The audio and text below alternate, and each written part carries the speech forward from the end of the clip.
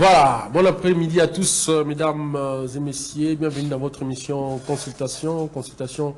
L'émission politico-sociale, l'émission qui fait la promotion des valeurs et des idées. Nous avons reçu pour vous sur ces plateaux 3 invités cet après-midi pour analyser l'actualité politique. Donc, Baimbo Kabakongomani, Obola Nabisona Mandaku, Tozana Ndekomara Bobola, Oazali, cadre. Il y a IDPS Tshisekedi, à qui j'ai dit bonjour et bienvenue Ndekomara. Merci Ndekostrak, merci pour l'invitation.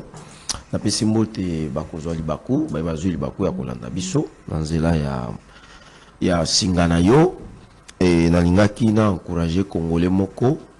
Mboka na Biso, tout ça dans le système, il y a des gens au Bazali qui se distinguer quand même dans le Lengue Mabango et Rosala Makambo. Il faut tous en principe, il y a redevabilité communicationnelle. Tout le peuple au Bazali Kosala Malamu par rapport à Bisika Bakuta Kimabe. Et ici, Nalinga qui a félicité le président et l'Assemblée provinciale à Kinshasa, l'honorable président Lévi Mbuta, qui fait un travail de titan. Vous savez que la session de mars avait pris notamment fin ezalaki na mois de mars. Awawa, bazana congé ou ezali parlementaire. Mais ce qu'il faut savoir dans une chose de particulier, ezali que le président Lévi Mbuta a salié que ba administratif, l'administration, l'Assemblée provinciale à Kinshasa, n'a ndeko yo bazali ba député consort, ba kene bongo ko na crédit par rapport à la salaire na bango na ba banque où ezali la collaboration entre l'Assemblée provinciale et l'organe délibérant et la ville provinciale à Kinshasa na ba banque wana. Raison pour laquelle nous l'avons quand même te féliciter et pas ma tête bien que batouana bazana bana ou batangaka et ça sera quelque chose de bien et tigala ko sala maté na histoire il y a l'Assemblée provinciale na biso ya Congo et surtout il y avait pour à Kinshasa na ko cité na makambo etali le tilike na ville province ya Kinshasa Mikolo yo na le tilike Mikolo yo moni bato balobaka que il y a des scientifiques qui balobaka que l'eau c'est la vie. Maintenant, la commune que l'énergie aussi c'est aussi la vie. Donc quand on pense que l'eau c'est la vie, l'énergie aussi c'est la vie. Parce que attends on met l'imai, ceux qui osent la énergie au korotambolate. Et moto a la énergie, et ça moto a la capacité, il y a ça la même 100 km à pied. Et ici l'énergie je vais parler c'est l'énergie électrique. Ville province à Kinshasa avec plus de 18 millions d'habitants. Même pas 2 millions d'habitants ont accès à l'électricité. Même pas 2 millions.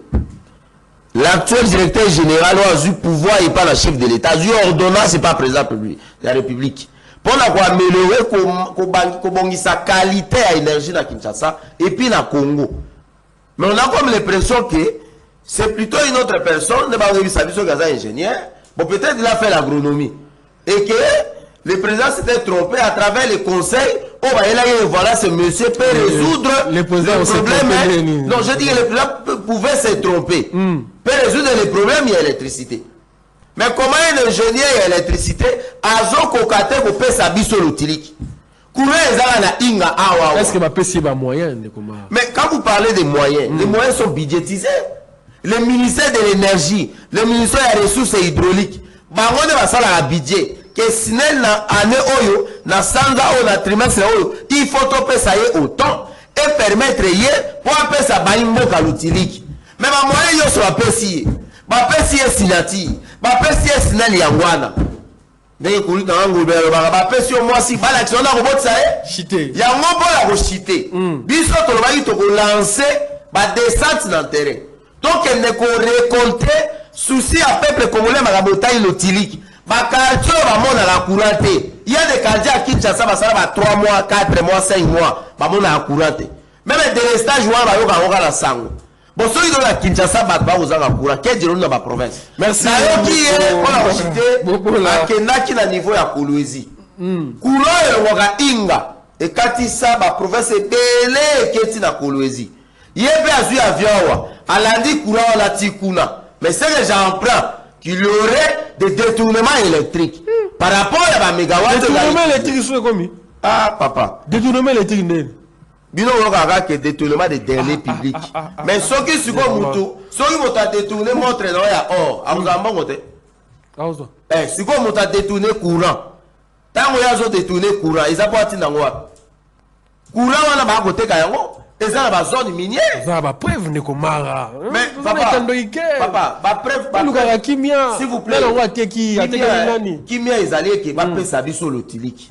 Merci beaucoup. C'est-à-dire que quand on a la preuve population aza la loi là-bas on a la Kolwezi ba utiliser la makala les entreprises minières baza ko bénéficier plus na ba énergie courant dans route la inga par rapport à la population. Or courant dans la inga et qu'il y a un niveau ya Kolwezi ba bien que ba industrie minière baza na autant de mégawatts population aza na autant de mégawatts mais ba industrie minière ba komi lisusu kozwa ba mégawatts ezali ya population ba komi ko pesa bango eza détournement te. Merci Ndeko Mara Bobola sur la service ba meka kolandela Ndeko nanga oyoyo makamba ko sala Ndeko nanga o c'est mon frère je l'aime beaucoup mais misala na ela sinene na lingi yango te ba meka lo kolandela ye parce que détournement makamba courant eza kuna ye malamu te. Merci et chef de l'état ordonnance ba lo moto mo ba oyo ba tinda ko sabilanga soki na mu popa soki makamba courant yebi yango merci beaucoup Ndeko Mara Bobola cadre de l'IDPS. Nous appelons Ndeko Cédric Masuka analyste politique membre de l'opposition. On appelle Simbote Boy Malamu Ndeko Cédric Masuka. Mbote Ndeko Stag Ngimbi mbote pa ya bandeko tokabana bango plateau na pesi sumbote makase pa ya kulutu na prince Kina na bisika ba kolanda biso lelo C64 basé na réunion précisément na chaise ya parti ya SID ya président Martin Fayulu na pesi bango pour les 15 bazo ko bongama pour que les 15 population ba poser déjà tozana balabala pona ko makambo ko kanamboka na biso et puis na ko balabala ezaka maintenir balabala eza maintenir na profiter au pesa mbote pa ya ndeko moko azali jeune entrepreneur monsieur Meda Iwanga azala parmi landi munene ya émission consultation na pesi mbote monsieur Meda Iwanga mbote makasi. Merci mon mboka Cédric Masuka tous ceux qui ça na ndeko Maker Madidish cadre de l'IDPS Tshisekedi nous avons vraiment na IDPS ça en tout cas nous avons la chance ya bazo gouverner bazo na pouvoir boye malumo na mboka Maker mbote ndeko journaliste et c'est mon monene na mokolo lelo na lingi na mbiaki invitation na yo na pesi mbote na ba cadre na ngano ya parti parce que lelo toujours le ne mboka na plateau na yo na pesi mokonzi ya mboka président de la République Félix Antoine Tshisekedi Tshilombo mbote na ba initiative nyonso oyo azo mené pour na mboka na biso kubimisa mboka ezalaki fondré na régime ya 18 ans oyo lelo na province na ngai na territoire na nga d'origine lelo toza na courant ya Kakobola toza na route 622 Gungu Kakobola oyo za opérationnel route belge totikala komona loko bongo te tozwi misolo na misolo bato ba détourner par-ci par-là pour la Kakobola pour la nzela wana mais lelo eza réalisé na Félix Tshisekedi na vision na ye en tout cas bana ya Gungu bana ya Kikwit ba mandaté nga ko pesa ye ba félicitations pe ba lobby tozo ko accompagner na vision wana tina suka alors na pesi pe lisusu ba cadre na biso ba bazo encadrer biso na parti entre autres mon général Guy Bawe ba mo place à Zwami chaque tongo ko kuta na kati ya ndako na lupango na ye ebele ba combattant de pes pour la cause de orientation pour ba ebele ba sous-estime ka balobaka IDPS c'est comme ça mais ezana ba cadre oyo bazawana ko orienter jeunesse ya IDPS le lengeni ni ba kuti ko se comporter alors na pesi ba ndeko nyo ba Zwami na bandako na Bibwa na Kalemi na Ngaba batu nyonso bazoka na biso na ngonga oyo na pesi bango mbote toye kolobela nde mboka. Merci mwana mboka Maker Madidishi cadre de l'UDPS Tshisekedi mais avant de faire la consultation absolue tout ça dans moi tout ça vraiment annonce moko invité Moron Jambe ceux qui azali de commun accord Nangai il y a la cérémonie des remises de prix aux femmes pionnières de la République démocratique du Congo est prévu le 29 août 2026 dans Lobby, au Centre culturel et artistique des pays d'Afrique centrale à Kinshasa. Selon les communiqués de l'organisation féminine, les grandes dames placées sous les thèmes honorer les pionniers d'hier, célébrer les talents d'aujourd'hui et inspirer les leaders de demain. Ces prix visent à valoriser les femmes qui se sont distinguées dans leur domaine d'activité en collaboration avec les ministères du genre et famille, du genre famille et enfants. L'ASBEL, les grandes dames, va décerner les prix à 47 femmes pionnières de la République démocratique du Congo, a-t-on lu. Donc, Egozala Lobby, surtout au Bazanatan, Baozalawana, pour la cérémonie à remise des prix aux femmes pionnières. Alors, Tofungoli, consultation Nabiso Alelo. Tofungoli, consultation Nabiso Yamoko Alelo, Bison Sotozai Lobby. Tolanda qui adresse à la nation Yamoko Nzambo Kanenge. À lancer ouverture, il y a dialogue, ça, la consultation dans la province pendant 3 mois. Alors, Bison Solandagi, solo la bande comment peut ça point de vue là-bas, est-ce que parce que tout le monde a réaction vraiment, ils a refusé de partout, hein.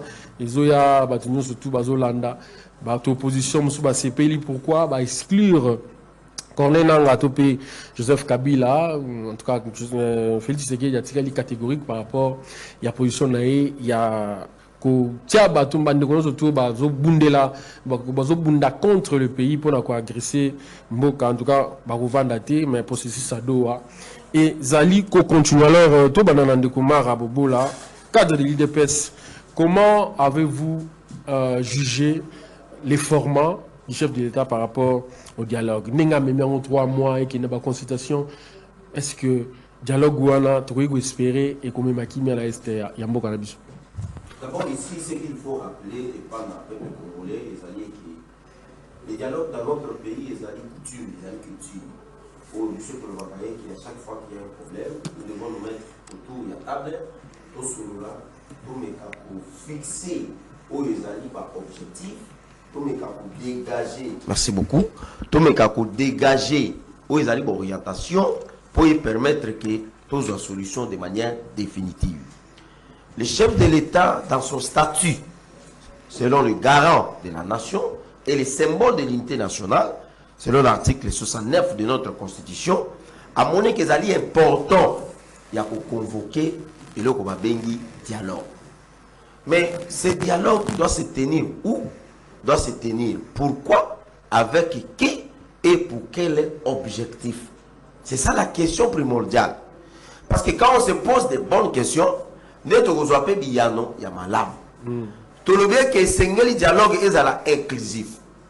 Dans le principe d'inclusivité, nous trouvons également exclusivité pour certains Congolais. Oyo bazali na norme te, bazali li banda ya norme pour la Ketozua qui vient à travers les dialogues voulus par le président de la République. Et le principe d'exclusivité ici, c'est ceux qui ont pris les armes. Parce que on ne peut pas, quelle que soit la forme d'une mauvaise gouvernance, quelle que soit la forme de violation de notre constitution par le régime actuel, aucun Congolais n'a réussi le pouvoir de prendre les armes pour venir renverser un ordre constitutionnel. Je ne parle pas de changement de la constitution. Ce qui voudrait dire ceci, quand les rebelles de Nanga, les agresseurs, ce sont les agresseurs. Parce qu'il y a une rébellion, c'est lorsqu'un groupe de Congolais, un groupe de personnes, des patriotes, ils jugent que le régime en place a violé Mibeko Yamboka et ils vont aller maintenant prendre les armes pour venir chercher à renverser ce régime. C'est ça qu'on appelle la rébellion. Mais lorsqu'on parle d'une agression, c'est-à-dire une force extérieure qui quitte sa nation, qui viole les principes de l'intégrité territoriale et en collaboration avec d'autres pays, d'autres puissances, en connivence également avec les Congolais, là on tombe dans l'agression. Et cette fois-ci, l'agresseur Nanga et ses supplétifs, les Kagame, les Kabila et consorts, ne prendront pas part au dialogue convoqué, initié par le président de la République. Maintenant, ici, il faut qu'on y ait le président a dit, nous devons aller dans un dialogue inclusif pour la refondation de l'État, mais aussi pour la cohésion nationale. Très bien. Il y a 3 mots. L'inclusivité, cohésion nationale et refondation de l'État. On parlait de l'inclusivité, de la émission que ça ne sera pas avec ceux qui ont pris les armes. Et qu'on a là, acteurs politiques. Principe, il y a cohésion nationale et qu'on a avec tout le monde. Selon l'article 69, à Sangissi c'est ça la cohésion nationale. Mais maintenant, principe, il y a refondation de l'État. C'est par là les chefs de l'État pensent que après les consultations, dans la province, à travers les institutions, les religieux, l'opposition et consorts, nous allons nous retrouver ici à Kinshasa, comme la capitale des institutions, là où siège le président de la République, pour tous signer ce qu'on appelle un pacte républicain pour la paix et pour rebâtir une nouvelle nation avec une nouvelle refondation de l'État. Et à ce moment, il y aura des limites. C'est-à-dire, ce n'est pas parce que tu as dialogué, des institutions équitées. Parce que dans l'année, tout le monde a commenté à lobby, après dialogue, on a des institutions de la transition. Non, non, non, non. Les institutions resteront intactes. Le président de la République reste là, le Parlement, le gouvernement et les cours et tribunaux. Dans le service, armée, la police et consorts. Mais d'autres limites, c'est alliés que ceux qui ont pris les armes doivent renoncer à la motivation diabolique, satanique pour la bouillard pour Bokonzi. Et le chef de l'État a dit, nul ne peut se prévaloir pour la Bokonzi. Il faudrait aller prendre les armes. C'est comme ça que nous avons dit. Donc, mixage, brassage, et donc le chef de l'État Touro a vraiment catégorique boy. Mais est-ce que est-ce que le dialogue va servir Nanini sans ma partie prenante la Kabila Nanang? Bon, écoutez, j'entends beaucoup de gens parler, non, comment on peut aller dialoguer dans une discussion où il y a un bateau, terre majeure. D'abord, le président Tshisekedi dans sa stratégie, dans sa chimie politique, à la Kisibiso et l'opposition congolaise. Bandimi yango siko baza ko ba munoko na bango ok. Nanga et Kabila nde baza ba agent causal ou ba agent causo ya nini ya makambo Italie crise dans l'est. Ça c'est ce qui est d'accord. Parce que à Mbongo à l'époque, tant au chef de l'État ya maki bango na kobima na bango, à Mbongo a reconnu qu'il y a bel et bien l'agression rwandaise au Congo. Ça, c'est une victoire diplomatique et stratégique de la part du président. Dédé, ce que tu as Kinshasa, mais c'est parce qu'il y a déjà une négociation. Le gouvernement congolais a son M23, au niveau de Doha, et puis au niveau de la Suisse. Quand le gouvernement négocie avec ces gens, c'est en qualité de groupe armé. Or, le dialogue inclusif est venu pour permettre aux Congolais de discuter comme des acteurs politiques. Parce que Nanga aza Mutakumi Minduki. Et Mutakumi Minduki, basolana na ekenge. Et pour Solana Nanga, président Lobité, toke na Doha. Toke na Doha, to solona. Mais comment bateau to solana na Doha, batika lisu Doha, baya lisu na Kinshasa. Et comme il a dit que les mamans Kabila nanga ba le olia mutumi bale. Merci beaucoup. Merci. Merci de le message du chef de l'État. Dans l'année Kouroutou Dangaï, José Makila, n'a pas fait ça. La réaction est belle.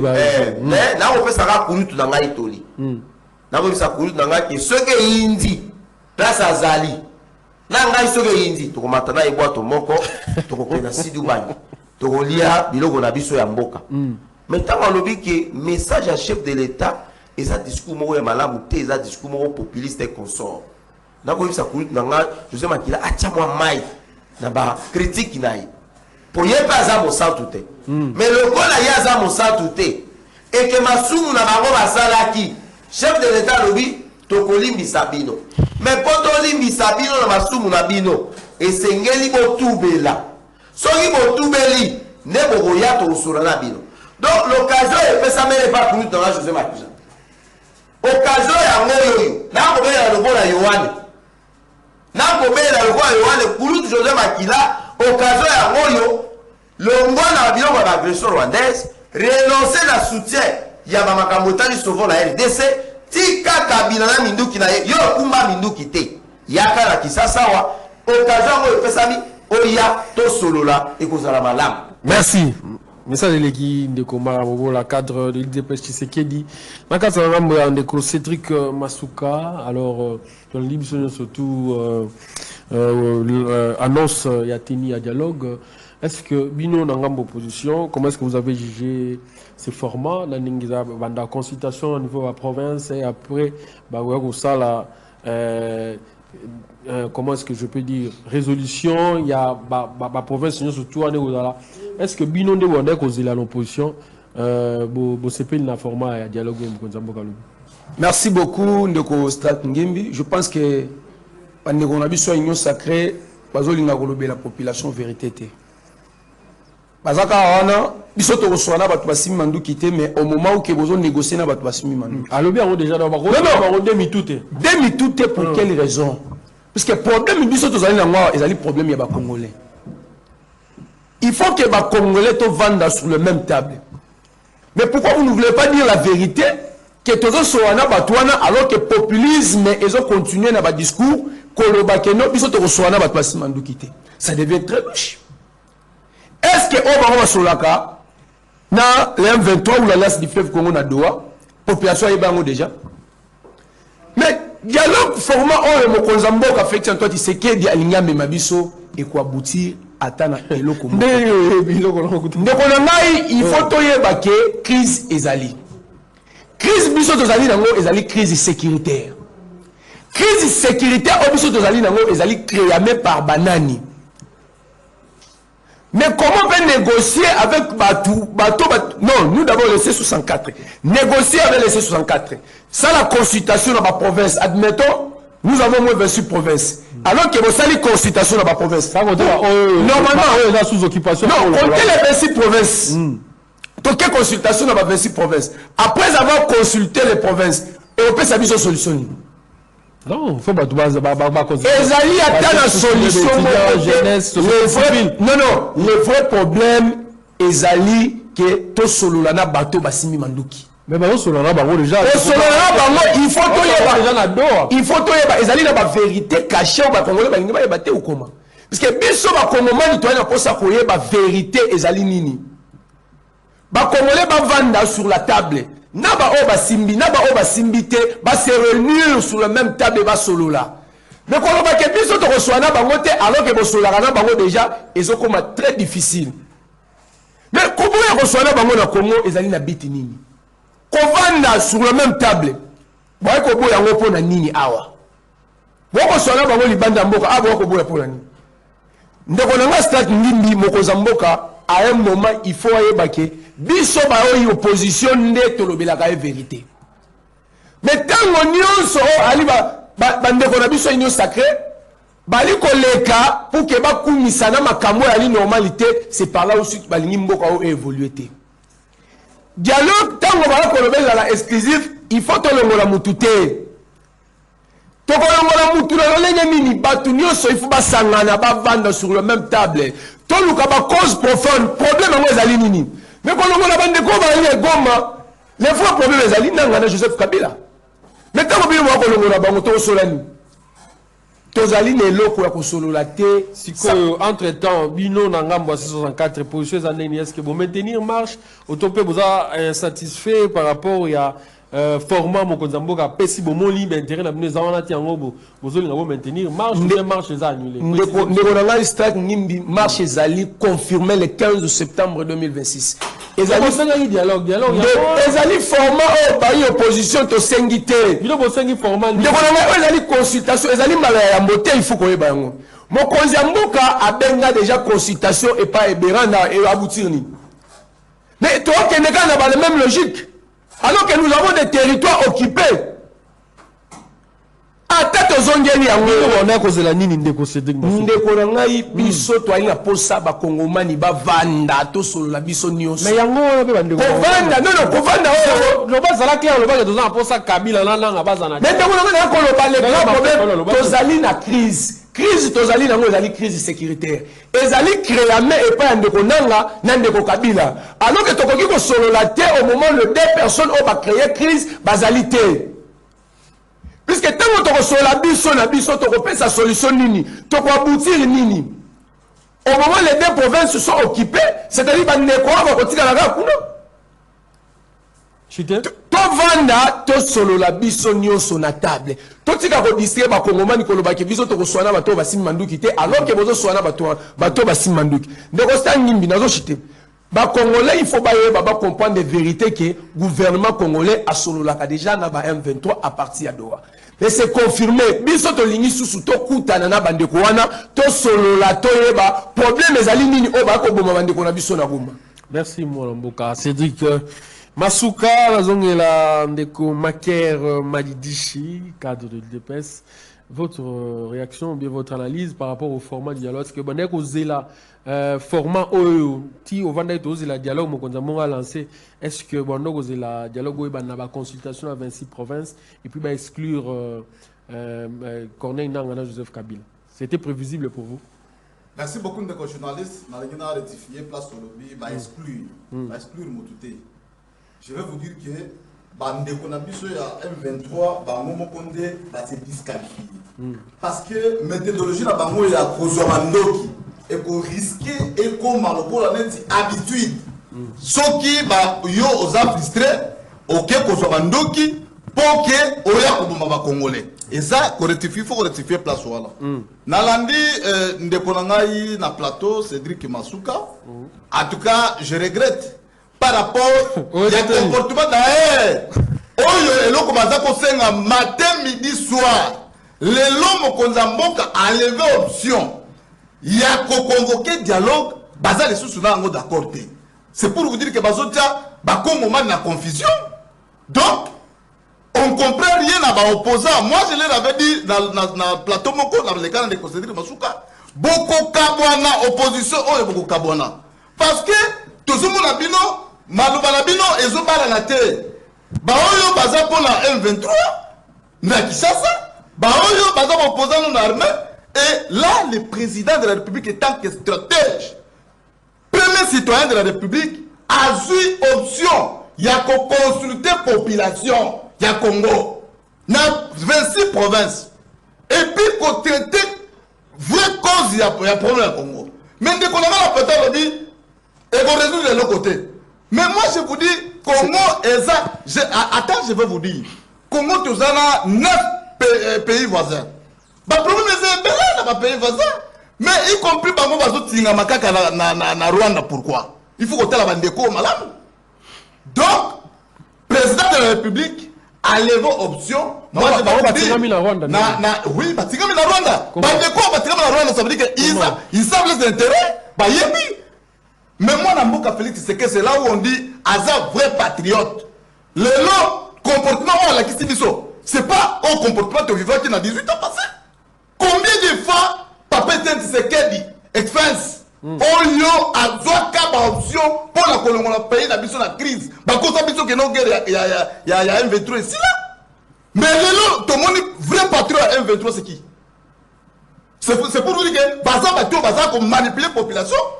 Donc, et aussi ton message qui n'a bango opposition yo ceux qui te l'ont dit bango on risque bam ma biso la libongo toulou mais biso étant que président de la République né aza ko réaliser ba action sur le terrain ko réaliser sur le plan de infrastructure aucun n'a pas partout les lots aux homona ba université les a construite sauf que na ba province na mususu banzela ba kilomètres à banzela c'est bien bon banzela za la mais qui mieux qualité si on dit tous les jours avec ces pays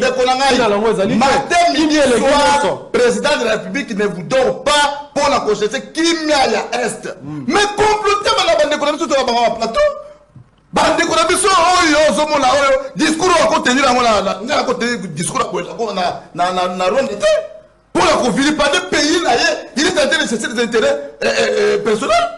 Donc cette fois-ci aussi option le président de la République a convoqué dialogue au bien Boulukaki. Tout le monde a battu la banzela, je ne sais pas, vous critiquer, vous proposer, mais vous ne pouvez plus sortir dans zela pour le bilan tobimi dans zela pour la pour réclamer dialogue voilà et ça dialogue bala muté mais alors parce que pas mais philosophie là on cahier des charges ya batuna biso ya confession l'église catholique na ICC zalaki normalement fallait ki Kabila nanga bazana kati dialogue inclusivité en wana ndeko nanga na lobby nanga na Kabila bango mokonde ba mi disqualifié ça veut dire quoi ce qui te permettre option wana ndeko nanga on les homona on la plateau lobby yé pe ko za frustré akosani c'est pour cela au moins le chef de l'État a télébé lobby on a azam mandoki pour la coupe congolais tu as participé donc on a monnaie que azoki mandoki on a la carte ya Goma on a azui ba institution Goma parallèle pour faire sa petite en dehors de l'institution Mboka a participé pour indiscipliner bande comme sous ba politicien on a mauvaise foi ba on sous ba ligne la Congo boule. Il fallait que nous qui pourra réclamer l'objet dans ça. C'est là que je salue mon grand frère Georges Kapiamba.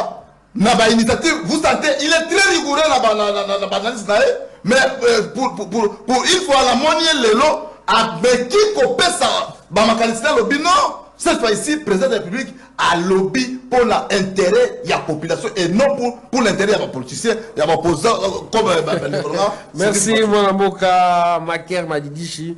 Voilà tous Roland Tali a aussi région de Bissau, toujours en retard.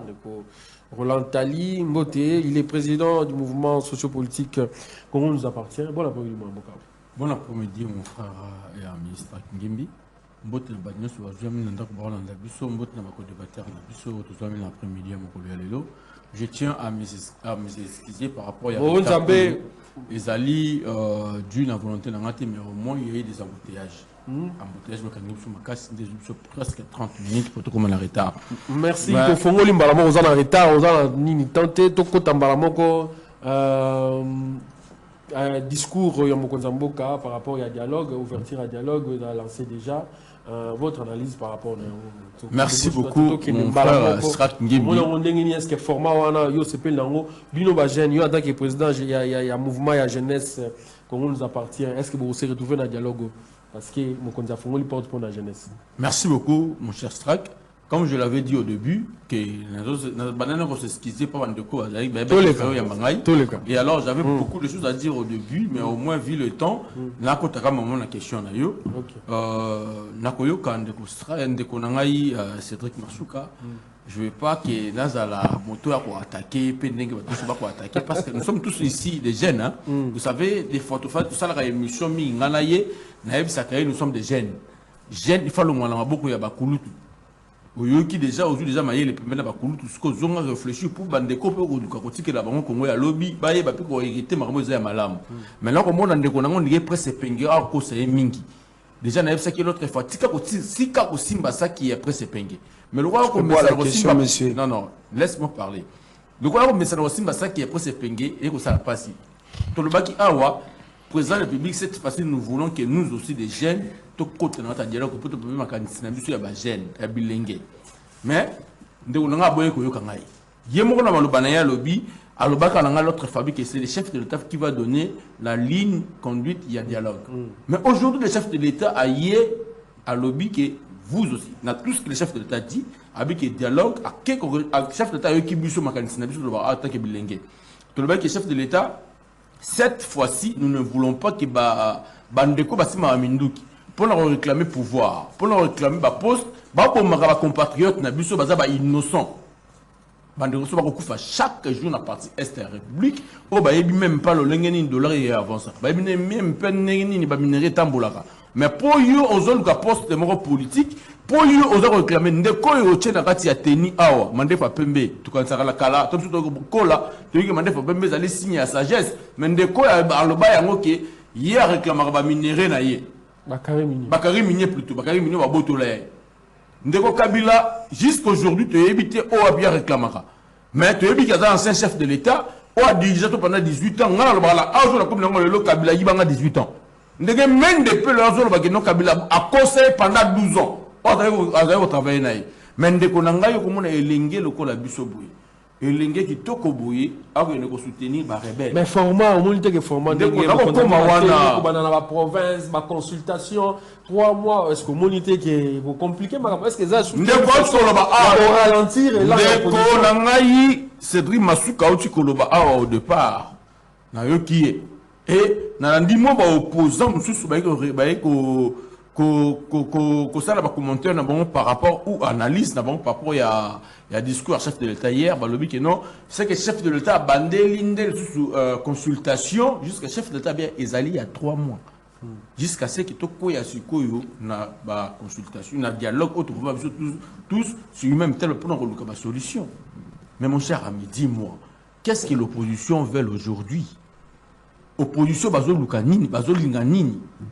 Martin Fayulu, matin au soir, il était les plus grands diplomates. Il y a opposition. Mais format, non, ce n'est pas à l'opposition à imposer au chef de l'État. Mais crise est pour la Mboka, la crise nationale. Ce n'est pas mon cher ami, dis-moi, est-ce que le chef a aujourd'hui une crise avec l'opposition ou avec des rebelles? Aujourd'hui, entre tous ces gens que vous l'habitude souvent dans la télévision, plutôt Fayulu, Sesanga, Kabundo, Matata et autres, qui a touché aux armes pour ma compatriote dans l'Est? Il n'y a personne. Les chefs de l'État, qui est Koloba Awa, que chef de l'État a oui. Par rapport à votre thématique, vous nous avez envoyé par rapport à Doha et Banyamulunge. Mais oui, le chef de l'État, Azan à Doha, Naba AFC, M23, discuter na bango. Azan appelle un gars, il y a des rebelles, open à Washington, discuter na bango. Mais au moins, par rapport à l'opposition interne, dis-moi, Fayulu n'a pas touché aux armes, mais le chef de l'État, à eux qui vont déconner, bah, c'est un qui n'est pas sur la bango. Aboyaga jusqu'à la fin. Arabi non, il faut tous ensemble. Bref, pour moi, moi je dis que le discours du chef de l'État hier, il nous a interpellé les jeunes. Il a dit aux jeunes, ne soyez pas des téléspectateurs, soyez moi des acteurs dans le dialogue. Moi je croyais qu'aujourd'hui, nous avons changé le langage. Pour laisser quand même ce vieux là du matin au soir. Marche, non, écoutez, cette marche là, ça sera pour quelle fin?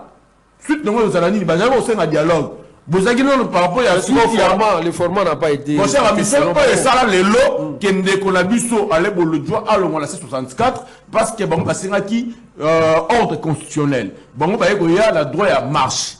C'est ce qui a fait qu'à l'époque, le dans le sens aux alliés, même ligne était. Et alors, les lots ont eu le Sénat qui vont persister jusqu'à ce qu'il y ait ça qui est ordonné pour ça qui a une mission de Masuka. Le chef de l'État a besoin de Bino à Rosala Yango. Mais Azal le long chargé par rapport à la diplomatie, l'État a l'intérêt national. Et alors, tant aussi, ça va communiquer par rapport à sa ligne de conduite pour le dialogue. Merci. Et alors, le chef de l'État a perçu la ligne naïe. Papa Langaï, Ndekonangaï, Congolais, format est compliqué, format est kilométrique. La plateau peut-être nous avons politique, mais ma maman, on a besoin de comprendre. Ndekonanga Masuka l'autre de ça une émission là-bas qui nous a sa ligne de conduite, il y a dialogue, il y a ça 64, on a des propres pouvoirs. Il y a le bail qui n'a pas moto, on a coupé sa ligne de conduite, il y a dialogue, il y a les chefs de l'État. Et aujourd'hui, le chef de l'État a donné la ligne de conduite, bango ba ko luka tout ce que au moins le chef de l'État dans le bail qui a dit avec esprit supérieur.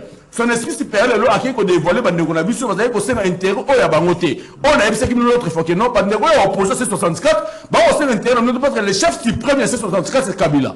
On Kabila là en ko mo congolais là ngam ya est. Ndeko nanga ko c'est na minéraux na o c'est intérêt ya ngana yo peuple maman o yo te kama kala maman o te ba légumes et autres c'est intérêt ya ngana yo te. Le là bande ko 64 ndeko nanga c'est truc maso ko côté là na mi sauter parce que le soni ya la tie mobimana. Merci. Alors, nous demandons au chef de l'État que merci beaucoup. Donc il y a Mwambangwa, donc il y a retard, Cédric Roland Ntali, donc il y a une deuxième sujet sur Italie.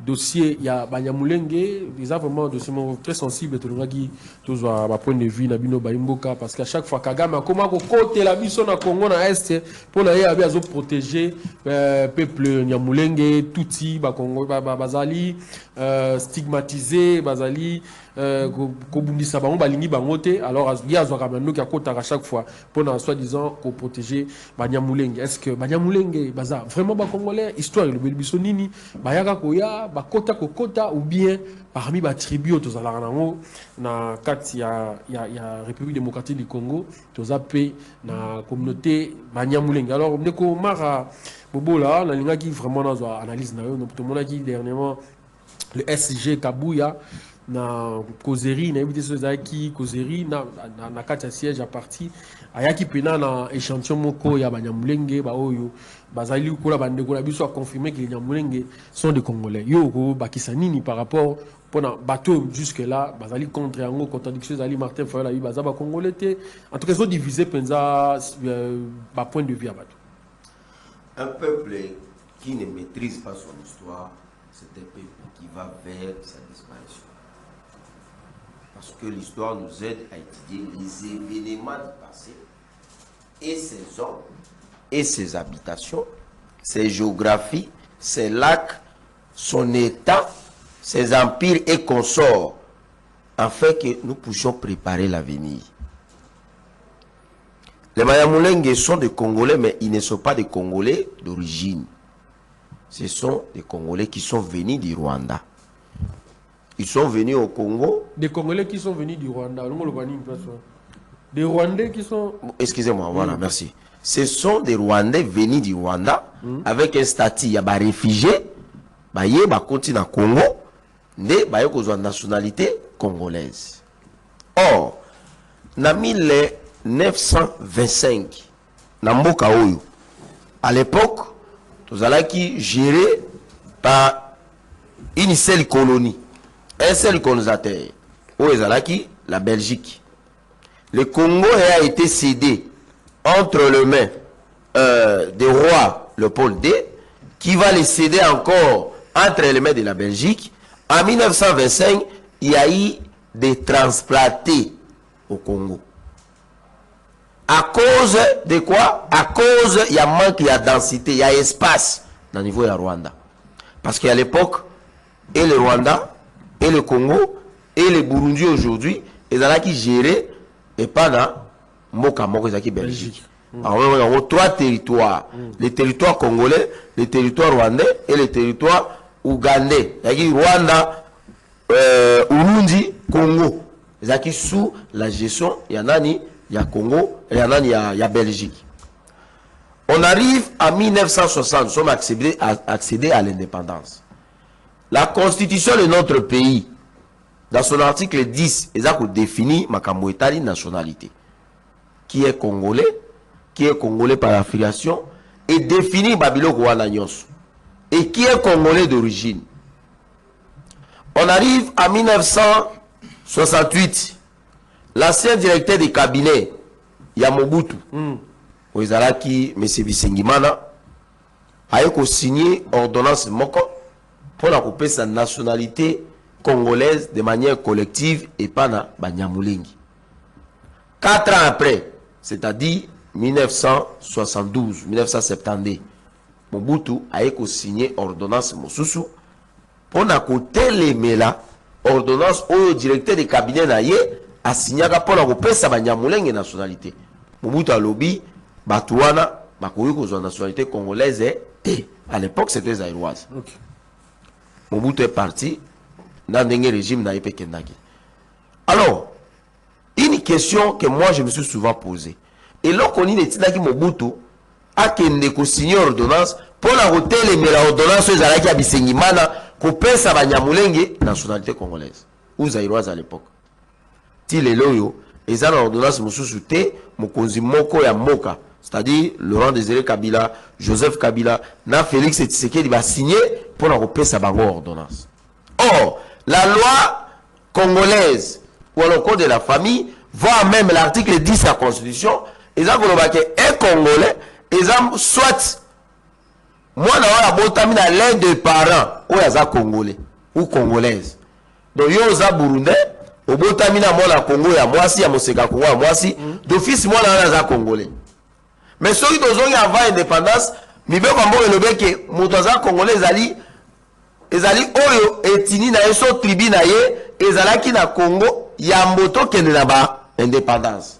Or, les Etini, les tribus congolaises existantes, avant que nous puissions accéder à l'indépendance, on ne trouve pas une tribu, Nyamulenge, ou une ethnie, Nyamulenge, exact. Si vous avez des Congolais, ils ont un esprit, ils ont un moto, pour la Kabila, et puis Paul Kagame, Nyamulenge, l'ingamité. Bon, on m'a dit, tant que chef de l'État, il Congolais. Je me rappelle en 2019, tant que le président Bandi a tourné juste après la remise de reprise, Azaki à Londres, Azaki devant la diaspora congolaise à Londres. Na pesi bango mbote, ayebisi bango ba Nyamulenge ba bandeko na biso, baza ba Congolais. Réaction ya ba Congolais wana bazaki na salle. Ezalaki ya malamu te. Ba Congolais ya Congo bazaki na Londres. Ba yebisaki président batu wana baza ba Congolais te. Président lobi bon, lokola bozobo ya ke baza ba Congolais te. Esengeli bango pe ba afficher comportement za ko lakisa ke ya solo baza ba Congolais. Na uti ko même ça que pose à la Congolais, loi est définie. Soki Nyamulenge autaki Rwanda. Na pesi ka ndakisa. Ministre na pesi ndakisa merci ministre Gizaro. Aza ministre n'est-ce pas? Aza Congolais n'est-ce pas? Mais ma mère va tout Congolais n'est-ce pas? Mais comment va tout Congolais? C'est-à-dire que avant au Botamanae na Congo. Mais papa nae autaki Rwanda. D'office a commis Congolais. Mais les Nyamulenge dont on fait allusion ici, ezali bateau yo bauta na Rwanda, baya na Congo, bakoma ba Congolais, ba botamiawa, ba misusu ba koliawa, ba Congolais ba kufiawa, d'office bazana nationalité oyo ezali d'origine T. Nationalité na bango ezali la nationalité congolaise mais d'origine rwandaise. Na ocité na golobabo. Et là ça la passe yawa na mboka na biso, moi j'ai fait un constat. Et les constats, ils arrivent vraiment à mer. Et parfois, c'est choquant. Oui, ça m'a touché. Au moins, on a un Rwandais. On a commis sensible. Ah, bino, tu as des personnes qui ont un boy. Bino, tu as des accords, on a bino. Bon, on a une nationalité. Mais, bon, bah, aussi. Ceux qui ont mis sur le lieu, pourquoi on s'y karaté? Ceux qui ont mis sur le moto, Azaz sud-africain. Pourquoi ça ne vous fait pas de mal? Ce qui fait mal, les accords, le régime rwandais de Kagame, bah, ça dit biso ma béming. Alors, tant que vous avez sa moto-nationalité, ça dérange. Vous comprenez? Et ça, il faut revoir dans le système d'éducation. Merci beaucoup, Ndeko Mara. En tout cas, moi, si je suis Ndeko Cédric Masuka, Banyamulenge, sont des Congolais ou pas? Tout le monde a dit Ndeko Martin Fayulu, la diaspora, ils ne sont pas des Congolais. Merci beaucoup, Ndeko Strat Ngimbi. Question, il a une question très sensible. Donc, il parce que c'est pour avoir la nationalité congolaise, d'abord l'article 10 de notre constitution, et la nationalité congolaise est exclusive. C'est-à-dire, on peut conquérir des nationalités en tant qu'un Congolais. Donc, nationalité congolaise est déclinée à d'autres nationalités. Navani Kuluturanga Mara Koloba, depuis 1985, Oyo Mobutu Apesa, Banyamulenge nationalité, Kino Lelo, Zosu nationalité Moussousouté. Mais là, à Kotanga, quelques lois moko, la loi numéro 71/022, la loi numéro 71/021 du 26 mars 1971. Comment Mobutu Apesa la nationalité wana? Il a raison de ce qu'il dit que nationalité, il y a deux manières. On par les Yus Soli et les Yus Sangilis. Donc, d'office, Ezali n'a pas tout, on a besoin de nationalité par les Yus Soli. Dès qu'il est né au Congo, d'office, il prend directement la nationalité. Mais avant 71, Mobutu a quoi bouger cette loi on appelle ça qui la nationalité na 72 vu qu'il y avait toujours des tiraillements entre les Banyamulenge et les Rwandais. Mais tu vois comme en 2004 avant après dialogue il y a intercongolais. Bah kozoni c'est la biso sous loi numéro 04 024 du 12 novembre 2004 pardon.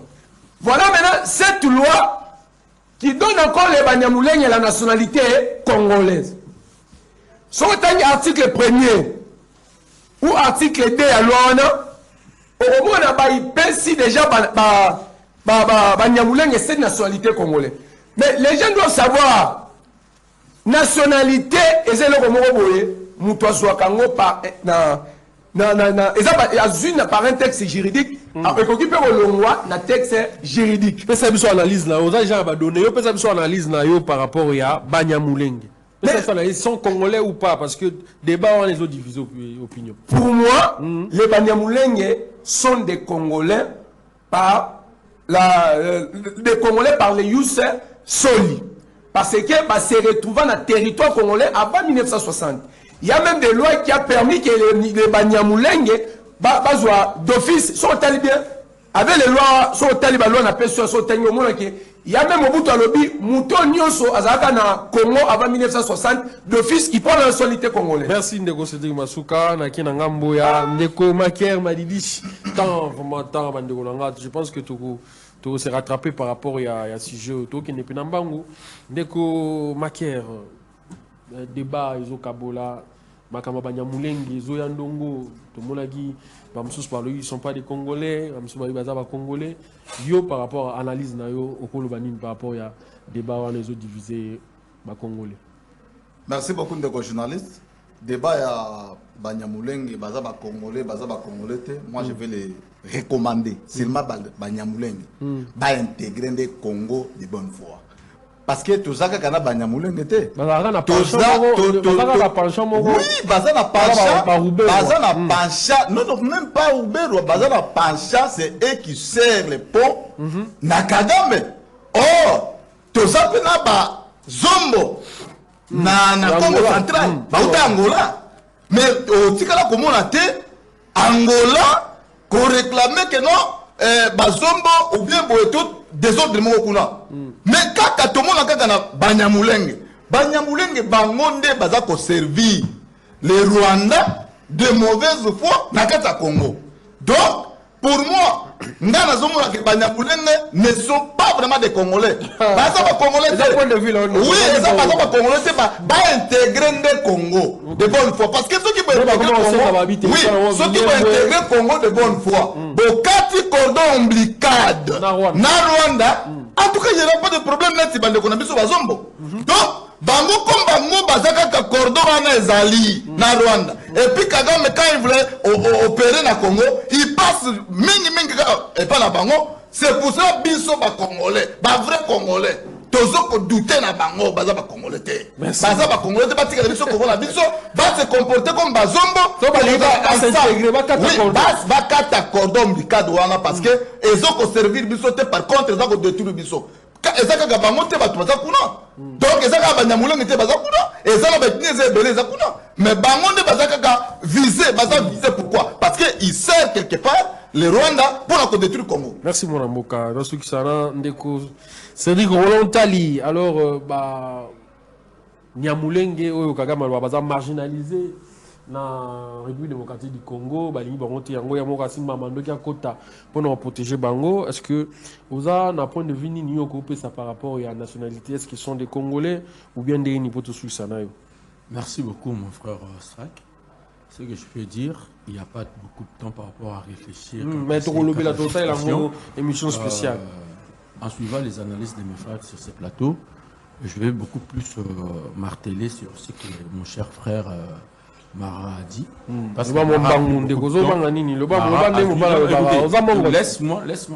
temps. Vous avez présenté Mara et Marker sont tous deux membres de l'IDPS. Tout à fait. Vous allez comprendre que dans leurs analyses, ou à quelle gauche, à quelle droite. Mais oui, ils sont libres. Non, non, écoutez, ils ne sont pas libres. Ils sont libres. Écoutez, Strat, quand nous venons dans des chaînes de télévision comme ça, nous représentons directement nos partis. Mais la démocratie, c'est pas la démocratie ici. La démocratie, c'est pas de la jungle. La démocratie, c'est pas de la jungle. Quand vous invitez Marc... il y a déjà une fausse communication. Non, mon frère. Moi, quand je vous dis, quand Mara a bien expliqué. Pardon.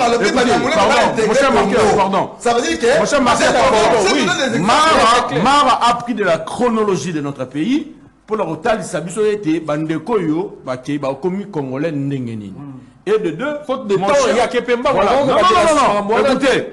C'est déjà une fausse communication. Alors, je pars vite. Je demande à celui qui a encore évoqué cette... comme le plateau. Je demande à M. Martin Fayoulou, lui-même est de quelle nationalité? Martin Fayoulou, lui-même, est de quelle nationalité? Fayoulou n'est pas ton ami. Hein? Ça dit, Fayoulou lui-même aussi, sa nationalité est douteuse. Ça dit, Fayoulou ne peut jamais venir ici évoquer ma nationalité, tandis que lui-même, sa nationalité. Mais oui, nous disons aussi que Banyamulu ne peut pas tuer Est. C'est-à-dire il faut arrêter avec ce genre de débat. Oh, il y a qui m'a déjà enterré.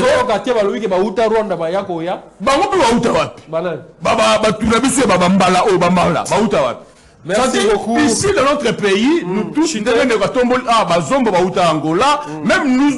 dans l'Équateur, il y a une partie équatorienne qui est à Centrafrique.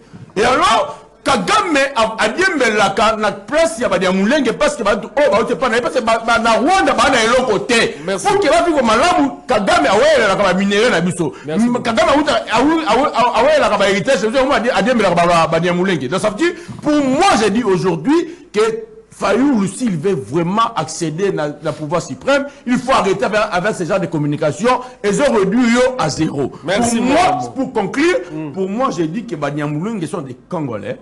Mais je vous dis, parce qu'il y a beaucoup de Banyamulungu qui vont nationalité congolaise. Merci Ndeko Roland Tali, merci Namoron Zambé, clôturé. Dans l'annonce, dans 30 secondes, on a dit qu'il annonce il y a cérémonie de remise des prix aux femmes pionnières de la République démocratique du Congo, de Komoron Zambé, je ne sais pas. Ce que vous avez prêt, alors, la cérémonie de remise des prix aux femmes pionnières de la République démocratique du Congo est prévue le 29 août, demain, 2026, au Centre culturel et artistique de pays d'Afrique centrale à Kinshasa, selon les communiqués de l'organisation féminine Les Grandes Dames. Mon illustration, c'est vraiment placé sous les thèmes honorés, les pionnières d'hier, célébrer les talents d'aujourd'hui et inspirer les leaders de demain. Ces prix visent à valoriser les femmes qui se sont distinguées dans leur domaine d'activité. En collaboration avec les ministères du genre, famille et enfants, l'ASBEL, les Grandes Dames, va décerner les prix aux 47 femmes pionnières de la République démocratique du Congo. Attends-lui. Merci Ndeko Mara, merci Ndeko Maker, Cédric Masuka, Roland Tali d'avoir répondu à notre invitation. Je pense que M. Peli, merci Namoron Zamba, réalisé, Marité Godo, na prise de vie, Doudou Montiri, na production, consultation civile, au prochainement, avec le même plaisir. Au revoir.